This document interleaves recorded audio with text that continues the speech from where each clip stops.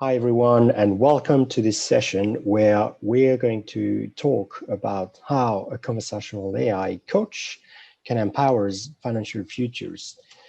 I welcome today James Harwood-Bridgen, who's the Chief Data Officer of HSBC Global Asset Management. And as for myself, I'm Fahd Rachidy, CEO and founder of ABAKA. So I'll leave the floor to James, and we're going to try to have a kind of a chat and a very informal conversation about what's happening in the pension market in the UK today and how can we leverage technology to help empower members. Okay.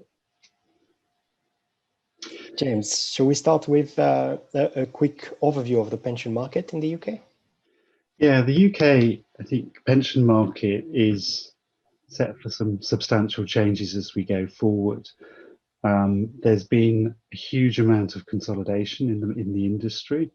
The ability to utilise master trust structures represents a huge opportunity for pension schemes to lower their cost base and take advantage of the scale that affords them. The piece that is really exciting to us around building out the master trust scheme is to deliver something that's fundamentally different in the way that we engage and manage the members. We've taken a digital first approach to the way that we look at the master trust offering at HSBC, and we've built up a set of core values aligned to the changes that we're seeing in the UK pensions industry, which you can see on the screen in front of you. That really comes down to greater transparency. I think it's important that people understand where their money goes and how it's spent and where there are costs associated with their pensions. It's really important to us that members have the opportunity to engage in learning opportunities through the digital platforms. And it's really important that we start to get on top of how ESG plays into this space as well. So ultimately, we're looking at a real value proposition, which is member-centric, supporting a reduction in costs to the employer and building better financial futures for the members. I would totally agree with that, James. I think those values are extremely important to create those personalized experience and creating outstanding member engagement. And I think throughout our discussions, it's pretty clear that there was one big challenge, which is how can we build something that translate those values to members? Maybe if you want to touch upon that and explain the vision there on the master trusts and how HSBC has been looking at technology for achieving that mission. So it's been a really interesting journey because we started out, to be honest, writing an RFP for something which was very traditional, leveraging the direct digital capabilities of admin providers. And what we found is it's really difficult to differentiate yourself in that space with those core capabilities that they offer. The margins aren't what they have been for those providers, and I think they've struggled to build out digital platforms that are truly engaging. So having completed one round of RFPs, we came out with an outcome that we felt was on par with our peers, but not differentiated. And it was really at that point that we engaged you, which we met through one of the consultants' engagements sessions. And I think what's fundamentally different for us and excited us is being able to take members on a journey and be that through all stages of their life cycle. So you'll see on the screen, we've got saving for retirement, saving for a house, building up emergency funds. These are all key parts in being financially responsible. And engaging people in that conversation, linking into open banking, profiling their accounts, all of those things give us an opportunity to engage a member in what, let's be honest, what otherwise can be quite a dry topic of retirement, because if you're in your 20s, you're probably not thinking about it. So we took a really holistic lifetime approach. And what was really interesting with ABAKA is we were able to build that proposition from the 20s right the way through to retirement and drawdown. So it's really about being a trusted partner to the member, helping them understand how they can manage their money better. And obviously a key part to that is underlying the master trust is how do we encourage either virtual pot consolidation, physical pot consolidation, or just really an understanding in terms of education as to what they can expect when they get to retirement. I mean, annuities used to be the very traditional way that people thought about retirement. I myself was highly skeptical of buying an annuity because, you know, would it ever deliver the real value that I needed and the flexibility I wanted? And retirement has also fundamentally changed for people. Many people go into retirement taking different work patterns. They still work, they do consultancy, they set up businesses. I don't think people retire in the same age, in the same way that they used to. So having something that can facilitate and support the members through all of that process and those lifestyle choices was really key to us. Yeah, and I think that's where that was a very good partnership, because at ABAKA we've always shared that vision as well, to ensure that we are able to engage members holistically, and not just through one single pension pot, but also being able to address the different life events and goals that they would be willing to achieve throughout the course of their life. And I think you're right as well, to the extent that, you know, if you look at the range of products available in retirement, it's quite complex. We collectively as an industry, we face a huge challenge in terms of trying to engage members with saving for retirement. It's a huge socioeconomic problem. People are clearly not saving enough for retirement. So there is definitely here a core value proposition to the member, which is, you know, how can we engage them with something that is of immediate interest, but also drive them into a longer term financial engagement with retirement planning. Yeah, and it's a really good point, because if you think about it, how many of us have ever had the tools up to now to understand a £10 contribution a week and what difference that makes to our retirement? And that's really what we deliver through the app. Yeah, and that's probably a great transition to one of the technology that is applied here in our context, which is how do we make that personalized experience using artificial intelligence. On two things, really. The point you mentioned, my dad never had a pension because he didn't save enough, or because he didn't realize the value and the benefits that employers were providing.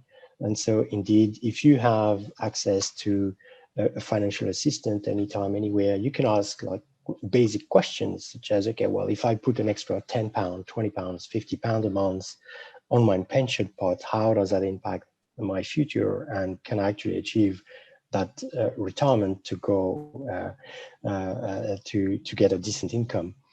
And so, I think we've managed to build here a really differentiated offering by focusing on the personalized experience on members. And so, of course, as you mentioned, people are always online and are looking at digital services. So it has to be digital first, mobile first, and driven through technologies and available for members across channels and today they're online. So that's where we need to engage them. And looking at the technology here, and again, by the ability to look at the picture holistically, so through helping them see what accounts they have elsewhere, by pension tracing, by helping them setting up multiple goals, you're actually able to engage them in a timely, targeted, and relevant manner. And so maybe that's also something that, you know, we've been working on that you can elaborate on. Yeah, and it's interesting. If you look at what differentiates real service, it's often accessibility. I obviously have a corporate pension working for HSBC. It's available on my desktop, and when I'm at work, I can go in and have a look at my pension pot. Believe it or not, it's not one of the things I do very often, is put a gap in my diary to go and look at it while I'm at work, because it's the easiest way of signing on to the app, onto the website. More likely, I would be considering this on my way into work traditionally. At the weekend, if I'm playing with my phone, as we all do. So accessibility and convenience is something that's been distinctly lacking in the industry, I feel. So having ABAKA, which scales from both web to mobile, being able to be present on a phone without downloading an app, all of those things remove some of the traditional barriers that we've seen in the past. And I think convenience plays a huge part in this. Yeah. And we talked also, James, about, you know, the past experiences, maybe also online, as you mentioned, on desktop, which are static digital experiences, or at least provide static journeys to members, versus the ability here, and that's basically this image on the screen here, which is more of a dynamic experience and dynamic journey. I think that was really important for HSBC. Maybe that's worth also highlighting. Yeah, it was really interesting when we started this and we did the traditional first RFP. We were mapping out member journeys, and one of the big issues I have with the mapping the member journey, to start with, is it's a group or view of how they want to navigate and how they think. I think what we do know is, as individuals, we all think differently. We therefore ask questions and prompt each other. We think about our journeys differently. When you're thinking about when you can retire, you may well already have income from a rental property, for example. Therefore, anything that delivers or doesn't give you the ability to integrate your own beliefs into the process, you don't necessarily find so relevant. So if I wanted my rental income as part of my retirement proposition, then I should be able to add it into my modelling assumptions. When you've got something which is solely and only focused on the one scheme that you're in, it's very difficult to really say, yes, this is my retirement. This is what it's going to look like. And with ABAKA, I think that traceability, the inclusion of additional sources, the inclusion of our benefits, that's really where you start to see that whole holistic picture come together. And then it is that personalised experience, because it's something you actually believe in, rather than it's one pot with an amount of money at the end that, to be honest, doesn't necessarily translate into an understanding of what your income is going to be. Yeah. And how did you see the chatbot solution and the ability to leverage conversational AI to engage with members? That is hugely important if you're taking away what I've just described as the traditional member journey, because the traditional member journey means promoting the right buttons and trusting that people will go through and recognize that those are the right buttons for them. A lot of people don't engage in the same language in the way that we do in financial services. So not all of our thinking and our branding and our usability is consistent.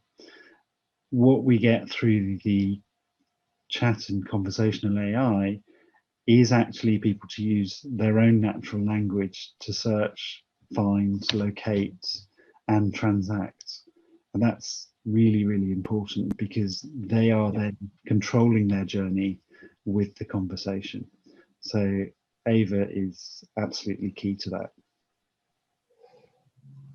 Fantastic. And I think, given that we're almost at the end of our session, we can highlight a few conclusions here. I would say on our end collectively, probably on the technology side, the ability to provide that hyper-personalized engagement and experience, leveraging AI, as you just mentioned. And maybe on your end, James, and correct me if I'm wrong, but there is a huge focus on, of course, being a new master trust, creating that member engagement by building those values, reliability and security. Maybe you want to elaborate on that as well, because I believe that was extremely important in the journey. I mean, listen, HSBC is one of the longest standing financial services companies in the world. If you're going to undertake, and perhaps this is really where I came in as CDO originally to this conversation, we look at digital, we look at analytics within the CDO team. And so we were brought in, and perhaps it goes to the last point of disrupting the consensus. We came at this from a data-centric approach. HSBC as a brand is therefore a trusted brand. It's an important part, if you're going to ask people to consolidate their most personal financial information, it's an important part of that is we're going to look after it and we're going to be trusted to look after it. And that's really why the HSBC Master Trust makes sense.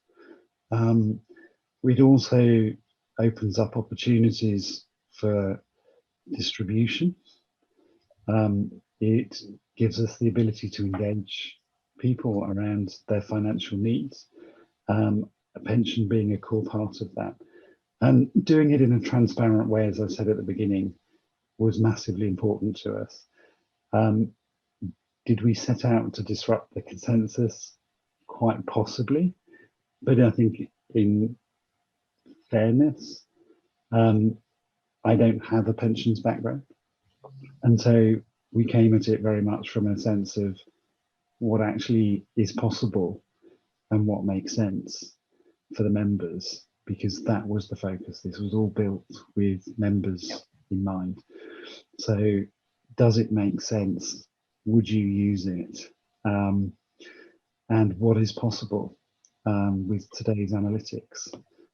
So when we get to hyper-personalization, we start out with, yes, personas, but we increasingly, those personas evolve based on the AI and based on the learning. So it gives us an ability to respond to people, engage them in nudges and conversations that we would never have been able to do historically. So yes, I suppose it is disrupting. And it's really exciting to be doing it. Transparency is hugely important to me, that we are transparent and trusted. And those are some of the core HSBC values.